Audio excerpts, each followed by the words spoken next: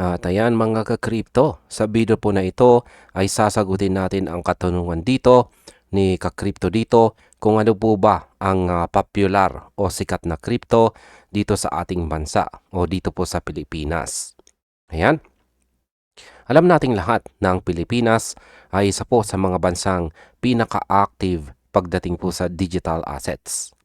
Pero sa dami ng coins sa market, ano-ano nga ba ang tunay na kinahuhumalingan ng ating mga kababayan ngayon? Ngayon pong taong 2026. Hindi lamang po isang barya ang sikat dahil bawat isa ay may kanya-kanyang diskarte at gamit. Mula po sa investment hanggang sa pambayad, pag-usapan po natin ang 5 pinaka-popular o pinakasikat na crypto dito po sa ating bansa. At ayan, pag-usapan po natin ang tinaguriang mga hari. At yan po ay walang iba kundi si Bitcoin at saka Ethereum. Yan, dito kay CoinMarketCap, sila po ang nakapwesto dito sa number 1 or top 1 at saka top 2. Yan, hindi po mawawala sa listahan ang mga nananatiling hari ng crypto na walang iba kundi si Bitcoin. Yan, si Bitcoin pa rin ang pinakahari kasi siya ang top 1. Halos lahat po ng Pinoy na papasok sa mundong ito ay kay Bitcoin po nagsisimula. Itinuturing po siyang digital gold at paboritong gamitin para sa long-term investment o savings dahil sa tibay ng tiwala ng mga tao sa kanyang seguridad. Yan, sumunod naman sa kanya ay ang pundasyon ng modernong crypto. At yan po ay walang iba kundi si Ethereum. Si Ethereum ay sikat na sikat dahil siya ang utak sa likod ng maraming apps, NFTs at saka DeFi. Kung ang hilig ng isang trader ay mga NFT games o mga smart contracts, siguradong si Ethereum ang kanyang pangunahing katuwang sa bawat transactions. Ngayon, ang sumunod naman sa mga dito kay Bitcoin at Ethereum ay ang mga trading tools na mga stable coins. Yan. Ito po yung mga stable players sa laro. Pagdating po sa P2P trading sa mga platform gaya po ni Binance at saka Bybit, ang pinakamadalas po nating gamitin kasama ang GCash at saka Maya ay sina Tether o USDC at saka si USDC. Ayan, Tether o USDT at saka si USDC. Yan, si Tether o USDT ay siya po ang top 3 sa ranking. Top 6 naman po itong si USDC. At ayan, lalong-lalo na po itong si Tether o USDT. Siya po ang itinuturing na go-between asset ng mga Pinoy. Ginagamit siya para hindi po maapektuhan ng pabago-bagong presyo ng market habang naghihintay ng tamang pagkakataon na bumili ng ibang mga coins. Sa madaling salita, si USDT ang nagsisilbing safe haven kapag masyado ng maalon ang dagat ng crypto. Ayan, dito naman po tayo sa tinaguriang The Speedster o si Solana. Ayan, si Solana naman ang top 7. Yan, ito ang isang coin na sobrang sikat na rin sa mga Pinoy ngayon dahil po sa bilis at sobrang mura ng transaction fees ni Solana. Kilala si Solana sa pagiging user-friendly at pagdating po sa gas fees na halos libre na kung ikukumpara po sa iba. Dahil dito marami pong meme coins at saka NFTs ang lumalabas sa network ni Solana na talaga namang kinahuhumalingan ng mga Pinoy traders na naghahanap ng mabilisang galaw. Kung ang hanap mo po ay bilis at tipid sa bawat click, siguradong kay Solana ka lalapit. At ayan, dito naman po tayo sa champion ng remittance. At yan po ay walang iba kundi ang paborito nating si XRP. Yan, sa ranking ay siya po ang top 5. Yan, dito sa ranking ng CMC. Yan, hindi po siya pwedeng mawala sa ating listahan sapagkat siya po ang paborito ng marami pagdating sa remittance. Yan ay sa XRP. Kilalang kilala po sa XRP dito sa Pilipinas dahil sa kanyang bilis sa pagpapadala ng pera mula abroad. Dahil po sa pakikipagtulungan ng Ripple sa mga local banks at saka remittance centers gaya ng SBI Holdings, naging mas madali para sa ating mga OFW ang magpadala ng pera dito sa Pilipinas. Mabilis, mura at higit po sa lahat, subok na ng maraming Pinoy ang serbisyong hatid ng XRP pagdating po sa pagtawid ng pondo sa labas at loob ng bansa. At ayan, ang pagiging tech-savvy ng mga Pinoy ang dahilan kung bakit ganito ka-diverse ang ating crypto market. Hindi lang tayo nakatutok sa iisang coin dahil alam nating gamitin ang bawat isa para sa ating pangangailangan. Si Bitcoin para sa kinabukasan. Si Ethereum para sa teknolohiya. Ang stablecoins para sa trading. Si Solana para sa bilis at sa XRP para sa pamilya. Ang pinakamalaga ay ang patuloy nating pag-aaral at pag-unawa sa bawat asset na ating pinapasukan. Ang crypto po dito sa Pilipinas ay hindi lamang po basta hype. Ito ay naging bahagi na ng ating makabagong paraan ng pamumuhay at pag-asenso.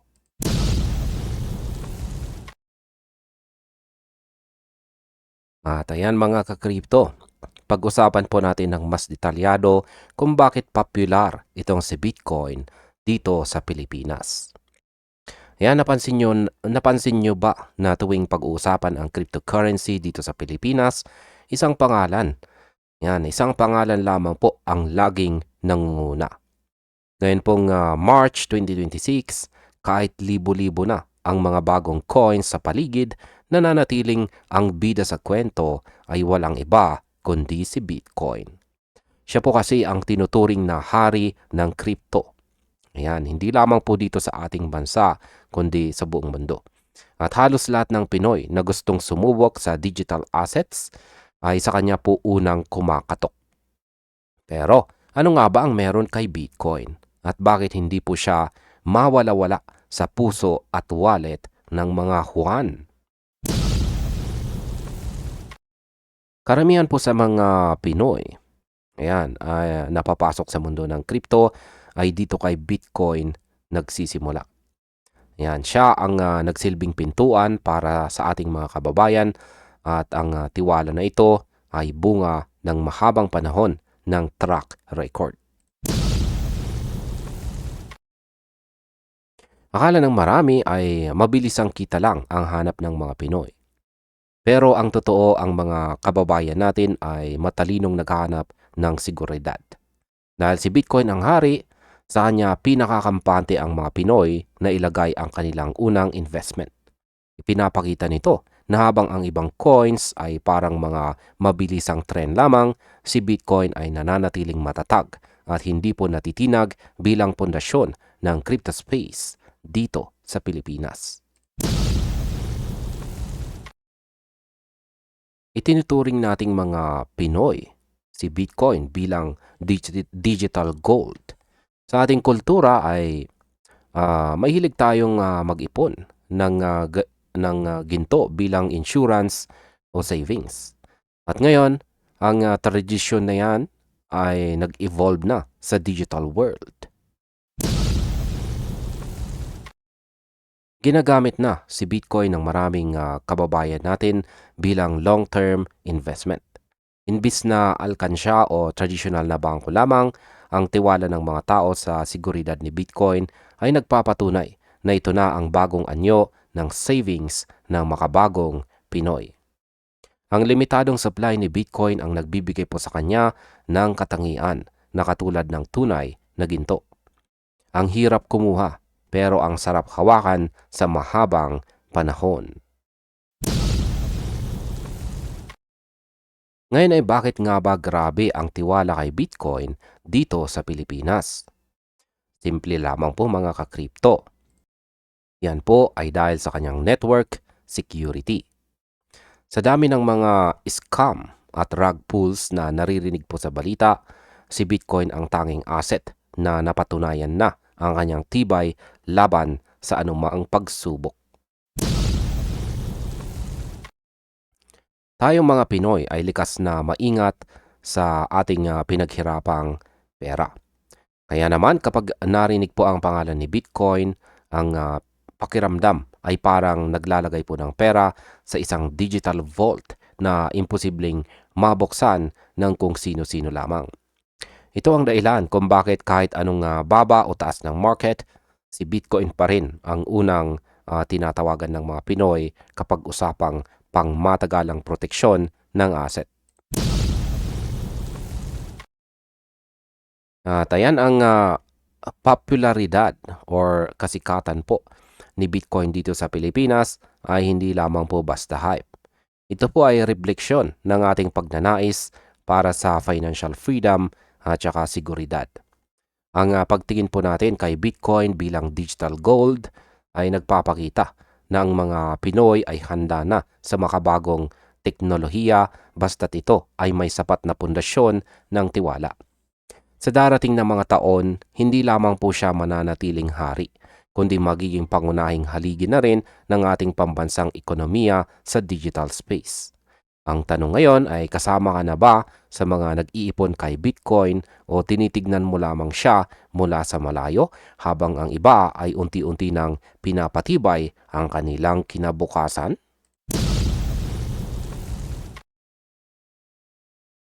At ayan, ang sunod naman ay si Ethereum.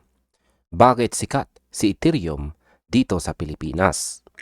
Ayan, sa pagpasok po ng March 2026 o taong 2026, hindi na po maikakaila ang lakas ng crypto dito sa Pilipinas. Pero kung may isang pangalan na laging sumusunod sa yapak ni Bitcoin, walang iba yan kundi si Ethereum. Marami po sa atin ang pamilyar sa kanya. Pero alam nyo ba kung bakit siya naging ganito kapopular o kasikat sa mga Pinoy? Hindi lang po kasi siya basta barya na iniipon. Si Ethereum po ang nagsisilbing makina sa likod ng halos lahat ng digital na activities na ginagawa natin online. Mula po sa gaming hanggang sa pagpapadala ng pera ay nandyan po siya. Ngayon ay bakit nga ba si Ethereum ang tinaguri ang world computer?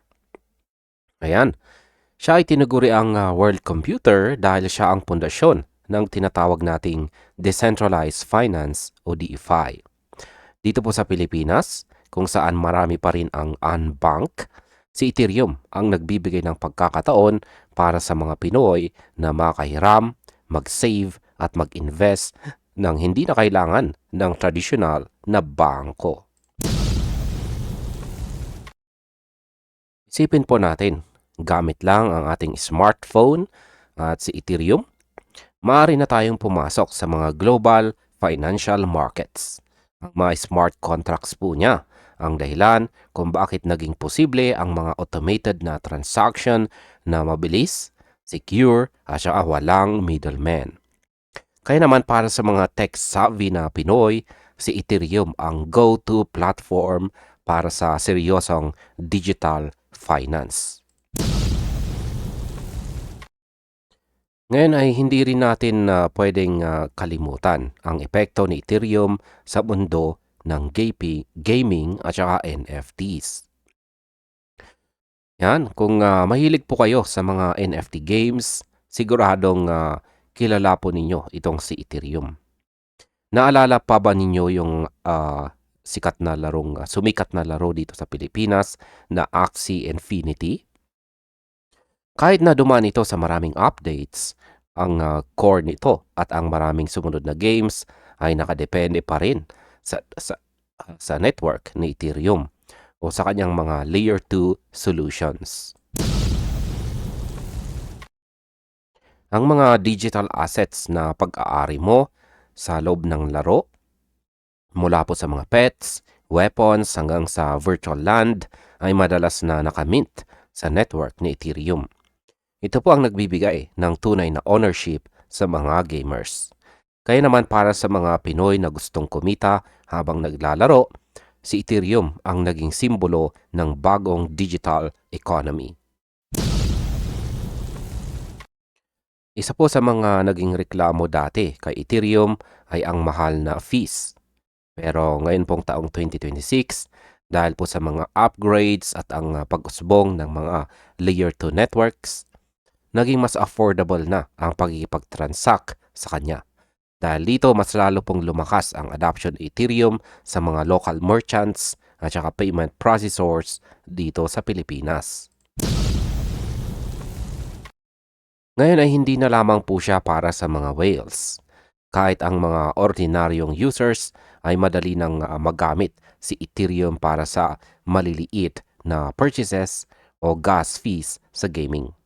Ang transition po niya patungo sa proof of stake ay nagbigay din sa atin o sa mga Pinoy ng pagkakataon na mag-stake at kumita ng passive income nang hindi po gumagamit ng malalakas na mining rigs.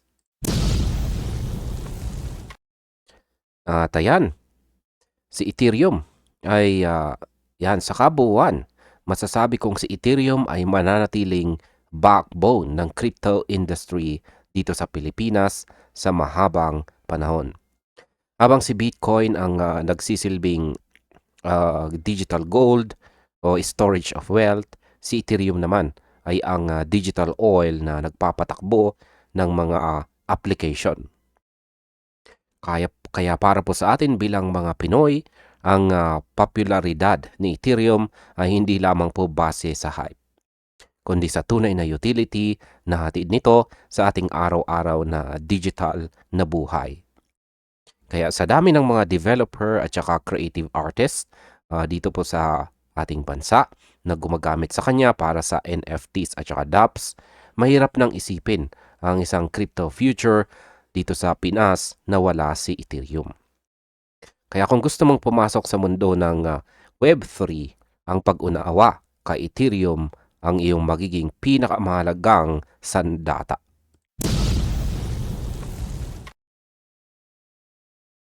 At ayan, dito naman po tayo kay USDT at saka USDC na parehong stable coins. Bakit nga ba sila sikat o popular dito sa Pilipinas? Ayan. Napansin nyo na ba na tuwing magbubukas po tayo ng Binance o Bybit dito sa Pilipinas, laging bumubungad ang dalawang pangalan. Ito ay walang iba kundi sina USDT at saka USDC. Sa mundo ng crypto, kung saan ang presyo ay parang roller coaster, si USDT at saka si USDC ang nagsisilbing mga anchor o mga matatag na pundasyon. Ngayon pong taong 2026, mas lalo pang tumitindi ang paggamit sa kanila. Lalo na't halos lahat tayo ay gumagamit na ng GCash at saka Maya. Pero bakit nga ba sila ang naging paborito ng mga Pinoy? Bakit hindi na lang direktang si Bitcoin ang bilhin? At ayan, kilalanin po muna natin dito si USDT o si Tether. Siya po ang tinuturing na go-between asset. At ang tanong ay bakit? Dahil si USDT ay dinisenyo para hindi po maapektuhan ang pabago-bagong presyo ng market. Isipin po ninyo, habang si Bitcoin ay nagkakaroon ng matinding correction o si Ethereum ay biglang bumubulusok, si USDT ay nananatiling kampante sa halagang katumbas ng $1 or $1. Kaya naman si USDT ang pinaka-gamit sa P2P o peer-to-peer trading. Sa pamagitan po ng GCash o Maya, mabilis tayong nakakabili ng USDT para magkaroon po ng buying power. Habang naghihintay po tayo ng tamang pagkakataon o yung tinatawag na dip para bilihin sa XRP o si Bitcoin, dito muna natin pinapatulog ang ating pondo kay USDT para hindi po ito mabawasan ng market volatility. Ayan, dito naman po tayo kay USDC. Ayan, syempre, hindi po magpapahuli itong si USDC. Bagamat mas sikat po si USDT sa volume, si USDC naman ay unti-unti ring nakakukuha. Yan, or nakukuha po niya ang tiwala ng mga Pinoy dahil sa transparency nito. Ang dalawang ito ang naging tulay para maging accessible ang crypto sa bawat Pinoy. Dahil po sa P2P platforms gaya ng Binance, hindi mo na kailangan ng credit card o dollar account. Gamit lang ang iyong e-wallet sa cellphone, pwede ka nang magpalit ng iyong piso patungo kay USDT o kay USDC. Ang convenience po natin ni na GCash at Maya ang naging susi. Sa loob ng ilang minuto, ang iyong pambayad ng load o pambayad po ng bills ay pwede mo nang i-convert sa digital dollars. Ito ang dahilan kung bakit kahit anong gulo ng market, ang volume ni na USDT at saka USDC ay dito po sa Pilipinas ay hindi po natitinag.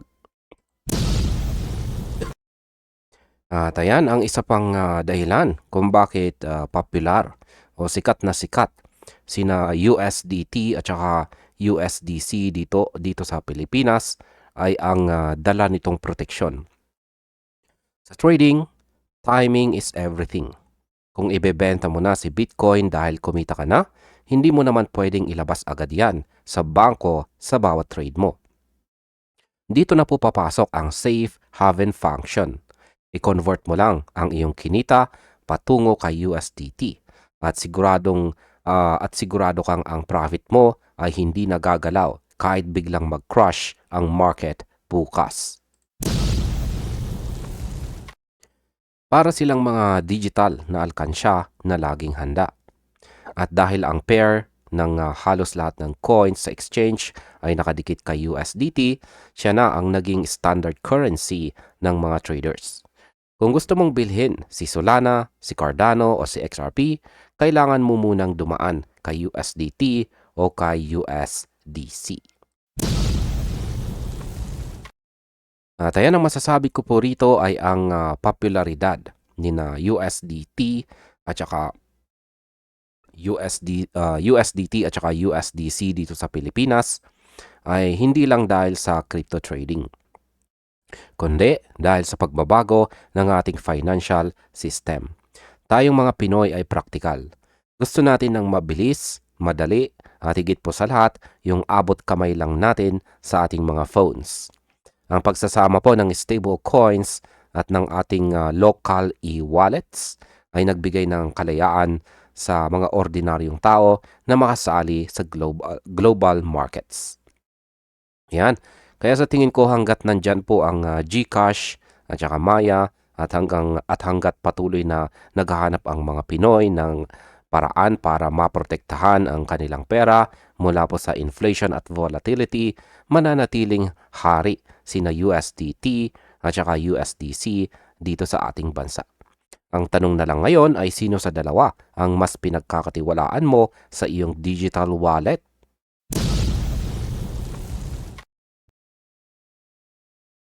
At ayan, bakit na rin sikat o popular si Solana dito sa Pilipinas? Kung maglalakad ka sa mga crypto circles dito sa Pilipinas ngayong taong 2026, isang pangalan po ang laging bukang bibig ng mga traders. Yan po ay si Solana. Hindi na ito bago sa atin, pero bakit tila lalong tumitindi ang pagkahumaling ng mga Pinoy sa network na ito?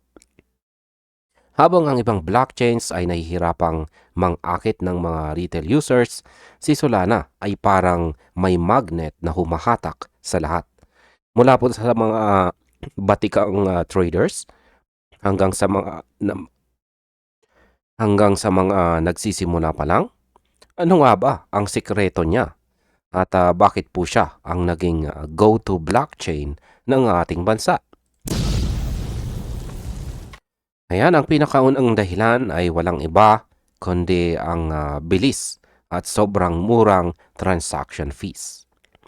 Dito po sa Pilipinas, kung saan ang bawat sentimo ay mahalaga, ayaw natin bilang mga Pinoy na gumastos ng malaki sa gas fees.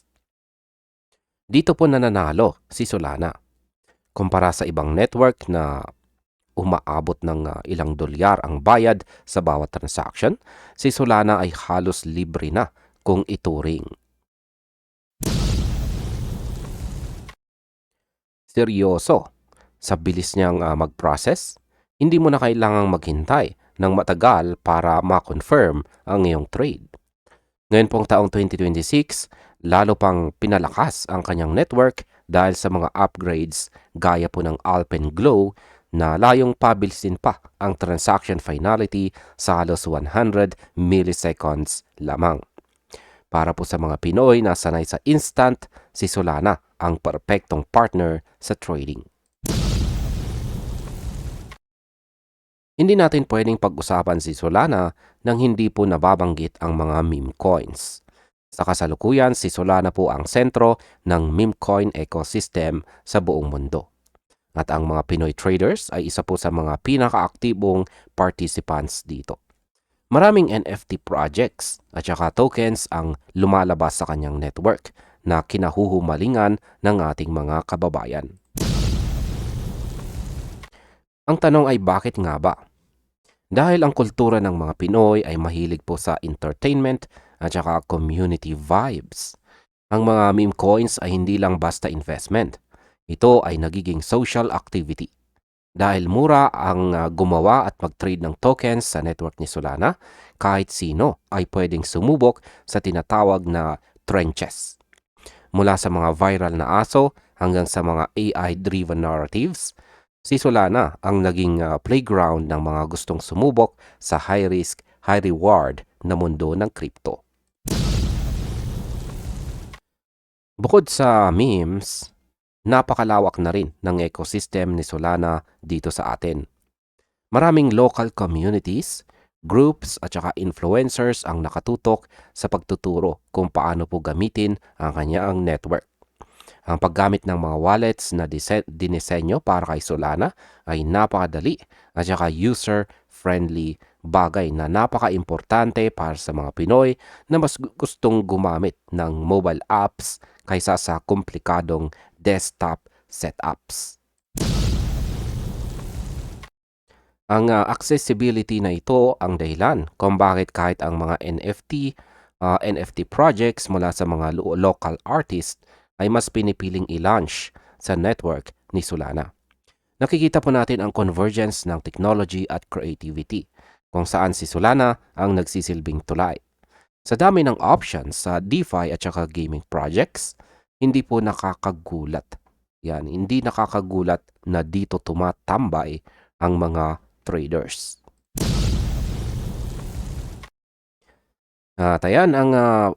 Sa kabuuan ay ang pagiging popular po ni Solana dito sa Pilipinas ay hindi lang isang trend. Ito po ay refleksyon ng kung ano ang hinahanap ng mga Pinoy sa teknolohiya.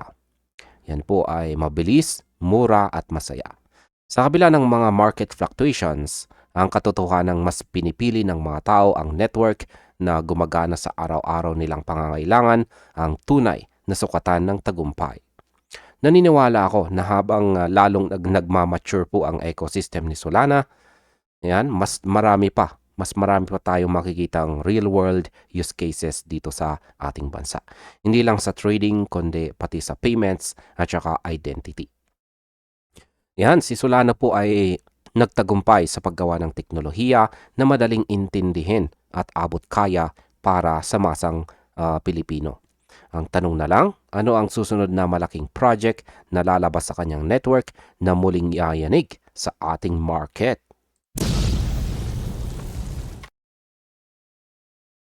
At ayan, ang ating panghuli sa ating listahan ay si XRP. Bakit nga ba popular na rin or sikat dito sa Pilipinas itong si XRP? Sa bawat sulok ng mundo, may Pinoy na nagtatrabaho para sa pamilya sa Pilipinas, dito po sa Pilipinas. Pero ang malaking tanong, paano nga ba nakakarating ang perang pinaghirapan nila nang hindi nababawasan ng malaki sa fees. Dito na po pumapasok ang isa sa pinakasikat na pangalan sa crypto space. Bakit nga ba napaka-popular na XRP dito sa ating bansa? Hindi lang ito dahil sa presyo, kundi dahil sa tunay na serbisyo. Ngayon pong taong 2026, pag-usapan natin kung bakit si XRP ang itinuturing na remittance king ng Pilipinas. Ang pangunahing dahilan kung bakit matunog ang pangalan ni XRP ay ang kanyang mga pakikipagtulungan o partnership sa mga dambuhalang institution. Isang malaking halimbawa ay ang SBI Holdings mula po sa Japan. Sa pamamagitan po ng SBI Remit, ginagamit nila sa XRP bilang isang bridge currency para magpadala ng pera mula Japan patungo dito sa Pilipinas. Marami ang nag-aakala na ang crypto ay para sa trading lamang. Pero dito po sa atin, si XRP ay ginagamit na po sa totoong buhay. Dahil sa RippleNet, ang mga local banks at remittance centers natin ay direkta ng nakakapagtransak. Ang dating 3 araw na paghihintay, ngayon ay nagiging ilang segundo na lamang. Ito ang dahilan kung bakit kahit ang mga hindi tech-savvy na mga OFW ay nararamdaman ang benepisyo ng XRP nang hindi nila namamalayan. Pag-usapan naman natin ang bilis at saka tipid. Sa traditional na system tulad po ng SWIFT, dadaan ang pera mo sa maraming intermediary banks bago makarating dito sa Pilipinas. Sa bawat hinto, may kaltas. Pero kay XRP, ang proseso ay direct to point. Dahil po sa on-demand liquidity o ODL, hindi na kailangan ng mga bangko na mag-pre-fund ng mga accounts sa ibang bansa. Gagamitin lang nila sa XRP para i-convert ang foreign currency into Philippine pesos sa loob lang ng 3 to 5 seconds. At ang resulta, mas mababang remittance fees na minsan ay umaabot sa 40% hanggang 60% na tipid kumpara sa dati. Para sa isang pamilyang umaasa sa padala, ang bawat pisong natitipid sa fee ay malaking tulong na para sa pang-araw-araw na gastusin. Hindi lang sa labas ng bansa sikat itong si XRP. Pati po dito sa loob, napaka-accessible niya. Salamat sa mga platform tulad po ng coins.ph at maging iba pang mga local exchanges. Napakadaling i-convert na XRP pabalik sa cash o pambayad ng bills. Ang ecosystem na ito ang nagpapatatag sa tiwala ng mga Pilipino. Habang ang ibang crypto assets ay naghahanap pa ng kanilang gamit, si XRP ay matagal nang embedded sa ating financial infrastructure. Mula sa pambayad ng kuryente hanggang sa pagbili ng load, ang liquidity ni XRP sa Philippine market ay isa sa pinakamataas sa buong Southeast Asia. Ito ang dahilan kung bakit hindi lang ito basta investment para sa atin, kundi isang katuwang sa pag-unlad. Yan sa kabuuan, ang popularidad nitong si XRP dito sa Pilipinas ay hindi po ito tsamba. Ito ay resulta ng pag-solve sa isang tunay na problema. Yan po ay ang mahal at mabagal na pagpapadala ng pera. Habang papalapit po tayo sa mas digital na ekonomiya ngayong taong 2026, mas lalo pang lalawak ang papel ng XRP sa ating bansa. Maring maraming bago at mas hype na coins, pero mahirap pong talunin ang isang asset na mayroon ng matibay na pundasyon at tiwala mula sa mga bangko at saka ordinaryong tao. Ang tagumpay po ng XRP sa Pilipinas ay patunay na ang crypto kapag ginamit ng tama ay may kakayahang baguhin ang buhay ng milyong-milyong pamilya. Kaya sa susunod na may magpapadala po sa iyo, isipin mo baka si XRP ang nagdala po niyan sa loob lang ng ilang segundo. At ayan, hanggang dito na lamang po tayo sa video na ito mga ka-crypto. Marami pong salamat sa panonood.